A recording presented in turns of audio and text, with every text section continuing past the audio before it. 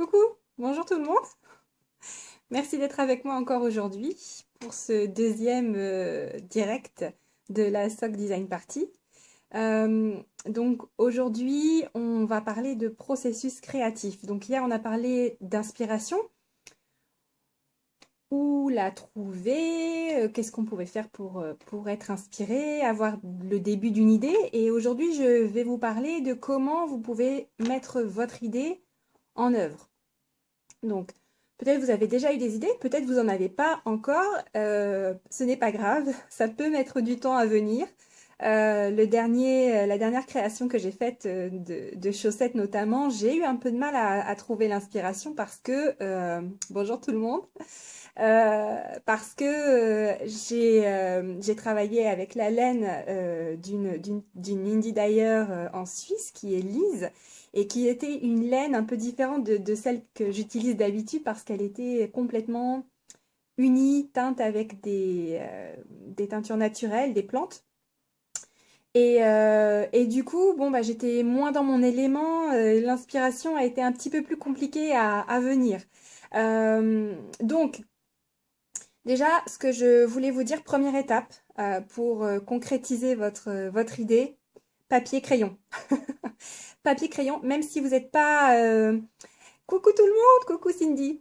Même si vous n'êtes pas des super dessinatrices, même si vous n'êtes pas des Léonard de Vinci ou peu importe, c'est pas grave, vous verrez, je vais vous montrer quelques croquis. Moi, j'aime bien dessiner, j'aime bien peindre, mais je suis pas non plus la plus douée et vous verrez, mes croquis sont pas spécialement très détaillés et c'est pas ça. L'important, c'est que vous arriviez à mettre un petit peu votre idée en forme, dans un premier temps, par un croquis. Donc, ce que je vous conseille, c'est d'acheter un truc, voilà, que vous aimez, un petit carnet de design. Vous allez noter, parce que ce sera le premier ici, mais ce sera peut-être pas votre dernier design. J'espère que ce sera que le début d'une longue série. Donc c'est bien d'avoir un petit carnet comme ça où vous notez vos croquis, vous notez aussi, c'est utile de noter son état d'esprit. Vous pouvez noter, j'y arrive pas, je suis complètement découragée, ou vous notez, ça y est, je l'ai, cette idée, je l'ai, ça y est, voilà. C'est pas mal de se rappeler un petit peu de l'état d'esprit dans lequel on était quand on a commencé à faire son modèle. Euh, oui, il y aura un replay, tous les épisodes, il y aura un replay. Vous inquiétez pas si vous avez loupé le début, c'est pas grave. Je remettrai l'intégralité de ce direct sur YouTube tout à l'heure. Donc, voilà. Par exemple, un premier, un premier croquis. Bon, c'est pas super sophistiqué, on est bien d'accord, hein. Voilà. Après, j'ai tâtonné, hein. Un deuxième, troisième, quatrième, cinquième. Voilà, j'ai cherché, j'ai cherché, j'ai cherché, j'ai cherché. Je voulais faire... Merci, merci Catherine. C'est celui-là que tu attends. Donc, je cherchais en fait des idées. Hein, pour deux laines pas trop contrastées, puisque les chaussettes Edelweiss, on était sur un beige et un camel. Voilà, je vous les remontrerai tout à l'heure. J'ai noté que j'y arrivais pas du tout. Je ne trouvais pas. Voilà, j'ai noté que ça n'allait pas du tout. J'ai noté, ah, les chaussettes, ça ne vient pas. Donc, j'ai commencé à faire ce genre de choses. Et petit à petit, j'ai commencé à avoir des idées qui commencent à ressembler à quelque chose. Donc là, c'est encore un croquis, vous voyez, c'est... Si vous savez écrire un U, vous savez faire un croquis de chaussette. Voilà. Comme on approchait de Pâques, j'ai continué et j'ai eu des idées de... Vous voyez peut-être pas, c'est à l'envers, mais dans le replay, ce sera à l'endroit, c'est marqué des carottes. Des carottes pour Pâques, parce que ça me faisait penser à des petits lapins. Voilà. Et ensuite, bah, j'ai commencé à tricoter. Donc, pour arriver à ceci, qui est donc le châle, la chaussette terminée, je suis passée par ça, rien à voir. Rien à voir. Bon, une constatation, pas assez de contraste. Voilà. Après, je suis passée par, vous reconnaîtrez peut-être par rapport au croquis de tout à l'heure, ceci. Non, moche, ça ne me plaît pas. Ensuite, j'ai fait ceci. Très joli. Oh là là, le replay, on voit rien du tout. Pardon, excusez-moi, j'ai toujours la double caméra, vous vous rappelez. Donc, je refais pour le replay rapidement. Le modèle fini. Voilà. Premier essai. Voilà. Ça n'allait pas. Deuxième essai. Ça n'allait pas. Troisième essai. Ça me plaisait bien. Mais je venais de faire ça et là, je vais sur Instagram et je tombe sur les Dandy Socks qui sont exactement ça. Quelqu'un avait déjà eu cette idée. Et bien qu'il n'y ait pas de copyright sur les points de tricot, je n'ai pas non plus d'intérêt à publier un modèle qui existe déjà exactement en l'état. J'ai donc essayé la piste carotte. Voilà, la piste carotte. Non, ça n'allait pas. Et enfin, vous reconnaîtrez peut-être le motif des chaussettes Edelweiss telles qu'elles sont aujourd'hui. Et ça m'a plu et ça, j'ai continué. Voilà. Pour arriver à ceci. Donc ça, c'est une première partie du processus créatif, c'est-à-dire dessiner. Et voilà, pour essayer de déjà mettre en œuvre votre idée. Ensuite, vous avez peut-être déjà trouvé un point. Peut-être que c'est un multiple de 4. Peut-être que ce n'est pas un multiple de 4. C'est pas grave, vous pouvez toujours adapter le point à vos contraintes. Donc, vous pouvez, si vous êtes dans un multiple de 4, c'est facile, et que vous souhaitez faire une all-over pattern, c'est-à-dire que ce soit le même point partout, bon ben là, vous faites un peu de calcul. Dans le design de tricot, il y a toujours une partie plus ou moins importante de calcul pour adapter un point aux contraintes du modèle. Dans la chaussette, vous êtes sur un nombre de mailles multiple de 4. Donc, c'est ça votre contrainte. Si vous avez un motif qui n'est pas un multiple de 4, vous pouvez toujours jouer sur le fait de le centrer ou de le décentrer. Et ça peut être très joli également d'avoir une chaussette asymétrique avec juste une bande de motifs sur le côté, sur l'autre côté, au milieu. Vous pouvez toujours rajouter des mailles en vert de part et d'autre. Vous pouvez toujours rajouter des mailles en droit de part et d'autre pour qui donneront l'impression que en fait la plante du pied vient un petit peu par-dessus et qui centrera votre modèle, votre point sur le dessus. Donc, vous pouvez également décider de faire des motifs horizontaux ou des motifs uniquement sous les côtes et d'avoir un motif différent pour le reste de la chaussette. On voit beaucoup de modèles comme ça et moi, je les affectionne tout particulièrement. C'est un peu cette idée-là, par exemple. Dans cette chaussette-là qui n'est pas encore sortie puisque j'ai à peu près 12 12 millions de modèles pour lesquels je n'ai pas écrit les instructions. Hein, voilà. Donc ici, on a un motif en croisillon qui est sur le haut de la chaussette. Et le reste de la chaussette, ben, c'est une espèce de côte. Voilà, ça peut être une solution aussi pour faire quelque chose qui vous plaît, mais qui serait peut-être un petit peu trop lourd pour toute la chaussette. Vous pouvez aussi jouer sur un devant et un derrière de chaussettes différents. Par exemple, pour les chaussettes Edelweiss, on a ce motif-là sur le devant et derrière, c'est différent.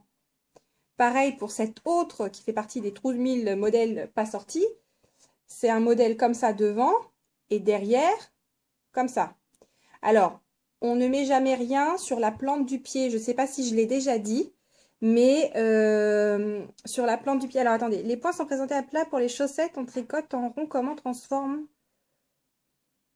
le rang en vert? Je ne sais pas si je suis claire. Si, t'es clair, ça y est, j'ai compris. Je vais te répondre dans une seconde. Oui, pas de motif sur la plante du pied parce que c'est très désagréable, tout simplement. C'est pas agréable de marcher sur quelque chose de texturé. Idem, si vous utilisez une laine très très ronde et que vous tricotez des chaussettes plus épaisses que de la laine à chaussettes, vous allez vous retrouver avec une chaussette qui va être un peu désagréable à porter parce qu'il y aura trop de relief sur la plante du pied. Et avant de te répondre, Aude, je fais une petite pause parce que j'ai eu également une question sur le type de laine. Effectivement, c'est important, le type de laine. Choisissez par sécurité une laine avec au moins 15% de nylon. 15 à 25%, c'est très bien. Ça vous évitera des déboires, d'avoir un trou dans votre chaussette au bout de deux ou trois utilisations où vous l'ayez porté 2 ou 3 fois si vous la portez dans des chaussures. Si c'est des chaussettes que vous portez à la maison, vous avez moins de contraintes parce qu'il y aura moins de frottement. J'ai ma sœur qui vient me demander si elle peut avoir des Edelweiss pour Noël. Tu exagères. T'en as déjà 2 paires, coquine. Bon, bisous. Oui, donc la laine, idéalement, si vous avez un petit peu de nylon, c'est bien. Il y a également des laines à chaussettes très célèbres qui sont 100% mérinos. Alors, Tiffen, qui a posé cette question, me parlait de la Malabrigo Sock. Moi, je pense que la Malabrigo Sock, elle est pas bien nommée. Elle est mal nommée, elle n'est pas du tout sock. Pour moi, c'est une laine à châle. Il faut pas l'utiliser pour des chaussettes. C'est une 100% mérino qui est très douce, mais qui par contre est très peu retordue et du coup, elle s'use très très rapidement. La Madelinetosh Sock, par contre, elle est également 100% mérino, mais par contre, elle est très très retordue, ce qui augmente euh, vous me faites rire avec vos commentaires, c'est impossible de se concentrer, les filles, hein. Euh, donc, oh, c'est pas vrai. D'accord, d'accord, ok, je t'en ferai une troisième paire, Audrey, ma sœur, je te ferai une troisième paire de chaussettes. Laisse-moi faire mon live stream maintenant. Donc, voilà, la Malabrigo Sock, elle n'est pas du tout faite pour les chaussettes. Ne la prenez pas pour des chaussettes. Vous pouvez, si jamais vous flashez vraiment sur un coloris, vous pouvez la prendre pour des chaussettes parce que pour faire ça. Mais il faut que vous renforciez le talon avec une autre laine. Celle-ci, j'ai renforcé. Ça, c'est de la bien-aimée extra fine. Celle qui est avec le mérinos super fin, très très douce, qui n'est pas du tout adaptée pour des chaussettes. Sauf que ici, j'ai renforcé le talon avec une autre laine spéciale chaussette et la pointe également. De cette façon, ça limite l'usure et on peut quand même apprécier l'extrême douceur de la chaussette sans avoir à risquer une usure précoce. Donc, 100% mérinos, oui, si la laine est très très retordue. Vous reconnaissez une laine très retordue parce qu'elle fait des... Vous voyez, en fait, comme une guimauve, vous voyez la torsion de la laine très très serrée. Alors que une Malabrigo Sock, on la voit beaucoup moins. On voit bien que les fibres sont beaucoup moins retordues, moins serrées. Donc voilà mon conseil pour les chaussettes. Euh, Ensuite, oui, la question d'Aude. Effectivement, quand vous partez d'un dictionnaire de points, il faut faire une petite adaptation pour pouvoir faire le... Bisous, bisous, bisous Audrey. Pour pouvoir faire la chaussette en rond. C'est-à-dire que quand on tricote en aller-retour, on a un rang qui se lie de la droite vers la gauche et l'autre rang de la gauche vers la droite. Quand on tricote en rond, on lit tous les rangs, donc de la droite vers la gauche. Il faut simplement, dans les instructions de points qui se présentent en aller-retour, il faut que vous fassiez une petite adaptation, c'est-à-dire que tous les rangs en vert, vous les réécriviez dans l'autre sens. Voilà. Donc, ça peut être utile de faire une grille, c'est quand même plus facile, mais il y a ce petit travail à faire de réécriture du sens de tricot et faites bien attention à ne conserver, et ça Barbara Walker par exemple dans son livre elle le dit, vous ne conservez que les instructions qui sont dans la répétition, c'est-à-dire les mailles de début et de fin qui sont censées ajuster le motif en aller-retour, vous ne les prenez pas en rond parce que ce n'est pas la répétition. Voilà, donc il y a un petit peu de retravail de ces instructions, mais si vous faites ça, que vous mettez les rangs en vert dans l'autre sens, et que vous ne conservez que les instructions qui font partie de la répétition, vous vous en sortez très bien. Voilà. Euh, je ne réponds plus aux provocations. Voilà. Alors, qu'est-ce que je voulais vous dire d'autre? Oui, alors, certains points. Ça, par exemple, c'est un exemple de chaussette avec un point partout. Partout le même point. Voilà. Ce sont des mailles glissées. D'accord? Voilà. Il faut faire attention parce que parfois certains points vont avoir une influence sur la façon dont va réagir votre tissu, enfin le tissu que vous créez, votre tricot. Par exemple, typiquement, ceci avec les mailles glissées, ça resserre la chaussette. Et vous avez à voir comme si vous aviez une pointure en dessous, même si vous avez monté 64 mailles. Donc, certains points vont vous dicter des petits ajustements. Par exemple, ici, j'ai rajouté des mailles au niveau du cou du pied, ici, pour gagner en aisance en enfilant ma chaussette, sachant que je l'avais commencé par la pointe. Donc très simplement, vous ajoutez des mailles là où ça coince, puisque vous avez la possibilité que ce soit dans ce sens-là, de la pointe vers les côtes ou des côtes vers la pointe, d'essayer votre chaussette au fur et à mesure et vous voyez où ça coince. Hein, et ça vous donne une... On a tous à peu près le pied fait pareil, avec fait ça le pied. Bon bah tous, on risque d'avoir un point pour enfiler, un problème pour enfiler la chaussette. Oui, ce sont les chaussettes de la fête de la pomme, les fameuses que je vais donc sortir peut-être 5 ans après, on ne sait pas. Voilà, ça c'est les chaussettes que j'ai fait à Rhinebeck purement Halloween qui s'appellent les chaussettes du cavalier sans tête. Voilà. Hein.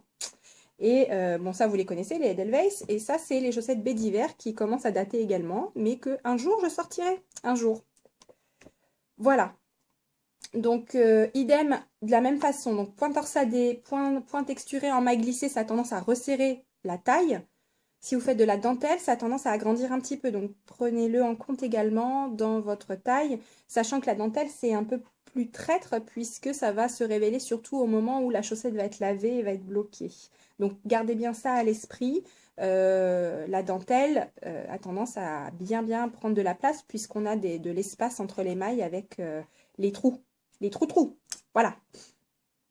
Qu'est-ce que je voulais vous dire d'autre? Je continue, j'ai pas terminé, j'ai plein de choses à vous dire. Ah oui, l'Everest du tricot chaussette, vous savez ce que c'est? C'est le jacquard. Faites vachement gaffe avec le jacquard. Le fait de ne pas tricoter toutes les mailles dans la même laine et d'avoir des floats derrière, faites super gaffe avec la tension. C'est pas évident. Je ne m'y suis encore moi-même jamais risquée. J'ai fait un peu avec ça, en glissant des mailles à certains endroits, vous voyez. Alors, c'est pas encore du jacquard, ce sont des mailles glissées, c'est-à-dire qu'on tricote pas toutes les mailles à chaque fois. Mais c'est ce qui s'en rapproche le plus. Et au niveau de la tension, ici, là, c'est un carnage. C'est un véritable carnage. N'importe personne ne pourrait mettre ça à part ma fille qui a des tout petits mollets. Donc, c'est également un point très important. Le jacquard, c'est une technique qui n'est pas facile à maîtriser. Alors, dans le cadre de l'événement qu'on a fait avec Corée en début d'année, le Kalaglagla, on a démystifié pas mal le jacquard. Si vous avez besoin de tuyaux, il y a eu pas mal de méthodes échangées dans le cadre de ces discussions. Faut se farcir les 72 012 pages, mais ça vaut le coup. Et il y a plein de tutos justement pour gérer la tension, pour gérer le changement de couleur, comment gérer sa laine, etc. Et je pense que ça peut être très utile si votre inspiration vous amène dans des territoires de jacquard. Hein, n'hésitez pas à aller faire un tour là-dedans. Ou alors peut-être que vous êtes expert et que vous aurez des conseils à nous donner, nous les novices en jacquard. En tout cas, ce que vous pouvez déduire de tout ce que je vous ai montré depuis le début, c'est qu'il ne faut pas hésiter à essayer. Voilà. Gardez vos essais. Ne les jetez pas. Même si vous avez l'impression que c'est nul, même si vous avez l'impression que c'est n'importe quoi, mais comment j'ai pu faire un truc pareil, c'est trop nul, ne jetez rien. Ne détricotez rien. Gardez tout avec vous. Donc, il paraît qu'il faut tricoter le 1. Oui, j'ai entendu ça, mais c'est quand même super casse-pied de tricoter son jacquard avec l'envers apparent. T'as pas le plaisir du tricot, je trouve. Hein. Enfin, j'ai vu cette technique, mais j'avais même pas envie de l'essayer. Donc, parce que moi, j'aime bien voir ce que je fais. Ça m'embête de ne pas voir mon endroit. Donc voilà, gardez vos essais, ne jetez rien. Parce que, et surtout, n'hésitez pas à recommencer. Si ça vous plaît pas, vous allez voir, votre cerveau va essayer de communiquer avec vous. Vous allez sentir un petit titillement vous allez continuer votre truc, et puis vous aurez un petit titillement qui vous dira ah non, non, non, non, non. Et puis vous serez là, si, je veux continuer. Non, écoutez votre cerveau, c'est votre ami, hein, il vous veut du bien. Donc, gardez, n'hésitez pas à recommencer, à mettre de côté, gardez vos essais. Et puis, ça, c'est vraiment, ça fait très peu de temps que je fais ça. J'ai détricoté un nombre, enfin, je compte même plus les fois où j'ai détricoté et où j'ai regretté d'avoir détricoté. Donc, conservez vos essais, surtout. Puisque le processus créatif, et c'est ça dont je voulais vous parler et qui est très important, c'est l'état d'esprit dans lequel on est quand on crée quelque chose. Et je crois que ça, c'est commun à vraiment une majorité de gens qui sont dans la création. On passe par différents stades, d'accord? Et on commence par se dire oh, c'est trop de la balle! J'ai eu l'idée du siècle, c'est trop de la balle, c'est génial, c'est génial, ah là là, et on est super excité, d'accord? Après, on passe par une phase où on se dit, ça va pas être facile. Je sais pas comment je vais faire, mais ça va pas être facile. On progresse, on progresse, on progresse, et on se dit, hop, c'est pourri. C'est complètement pourri, c'est complètement pourri. Et c'est là qu'on détricote et qu'on défait. Voilà. Après, on peut encore descendre encore un peu plus bas. Moi, ça m'est arrivé à me dire, mais je suis trop nulle, mais pourquoi je veux faire ça? Mais je suis vraiment trop naze. Mais comment je pense que je peux créer un modèle, hein? Va dans ton placard et arrête de penser que tu peux faire des trucs comme ça, t'es trop nul. Ok? Voilà. On arrive là. Donc c'est là, c'est important de persévérer. C'est là, c'est important de passer à autre chose. Vous allez faire un tour, vous mettez votre chaussette, vous le casez sous le canapé, voilà, vous la mettez de côté. Vous ne la détricotez pas. Surtout, vous ne jetez rien, vous ne défaites rien. Vous laissez un peu de temps passer, vous passez à autre chose. Et après, vous allez voir, avec le temps, vous allez vous dire, c'est peut-être pas si mal, en fait. En fait, c'est peut-être pas si mal. Et après, vous allez revenir au c'est trop de la balle, c'est trop de la balle. Voilà. Donc, c'est pour ça que c'est important de ne pas se laisser décourager dans cette espèce de creux que l'on a quand on crée quelque chose et où on est complètement en train de se dire mais c'est nul, je suis nul, je suis nul. Tout le monde passe par là. Tout le monde passe par là. Donc, c'est hyper important de ne rien lâcher, de persévérer. Ça demande du courage parce qu'on est très tenté de repartir se mettre dans son trou en se disant non, c'est pas pour moi, moi je suis pas faite pour ça, etc. C'est faux, tout le monde est fait pour ça, tout le monde est créatif, tout le monde a une fibre créative en soi. Et si vous êtes inscrit aujourd'hui, c'est que vous l'avez vous aussi. Donc surtout, tenez bon. Tenez bon, tenez bon, tenez bon. Donc, qu'est-ce que je voulais vous dire aussi? Oui, voilà, dernier point que je voulais vous dire dans ce processus créatif. Vous devez avoir l'impression que le premier gosse de 3 ans pourrait faire ce que vous êtes en train de faire. D'accord? C'est facile, c'est évident, mais pourquoi écrire un modèle? Pourquoi tellement c'est simple? Et tellement la première tricoteuse venue prend sa paire d'aiguilles et fait la même chose. Pourquoi? Mais c'est pas vrai, c'est évident pour vous, c'est évident et uniquement pour vous parce que de tout ce que vous avez accumulé depuis le temps que vous tricotez, que vous ayez commencé récemment ou que vous ayez commencé il y a plus longtemps, que vous soyez dans un process créatif depuis là, vous commencez ou avant, on ne crée que sur la base des choses que l'on a accumulées. On est des accumulateurs.